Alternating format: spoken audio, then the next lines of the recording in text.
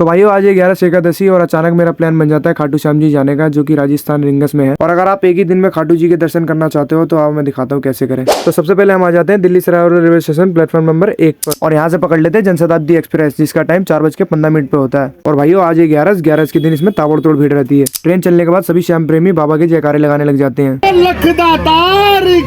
भाइयों थोड़ा बहुत हम अपना दिमाग दौड़ाने के बाद चेयर कार को स्लीपर में बदल देते हैं। 4 घंटों का सफर तय करने के बाद हम पहुंच जाते हैं अब रिंगस, और यहाँ पहुंचते ही हम जीप की तलाश में लग जाते हैं। बहुत ढूंढने के बाद हमें एक जीप मिल जाती है जो ले रही होती है प्रबंधा 100 रुपए, और वो छोड़ती है हमें रिंगस से तोरण द्वार तक। और तोरण द्वार पर मत्था टेक के बाबा की नगरी में चल देते हैं। मंदिर जाने से पहले हमने लिया प्रसाद, और वहीं पर हम अपने जूते चप्पल उतार के चले जाते हैं बाबा के दर्शन करने। और दर्शन करने के बाद हम चले जाते हैं भोजन करने के लिए। और ढूंढने के बाद हमें एक धर्मशाला मिल जाती है जहाँ का भोजन बहुत ही टेस्टी होता है। और भोजन करते ही हम चले जाते हैं सभी कीर्तनों में। और भाइयों आपको एक बात और बता दूं, 11 वाले दिन यहाँ पर जितनी भी धर्मशाला है सब में कीर्तन होते हैं। खाटू के सभी कीर्तनों में बहुत आनंद आता है, जैसा कि आप देख सकते हो। मेरे नैना हुए खुशियों से नम, मैं तेरे लिए क्या लिखूं शाम। थोड़ा हम भी कीर्तन में मगन होके डांस कर लेते हैं, उसके बाद चल देते हैं सीधा राधा की हवेली।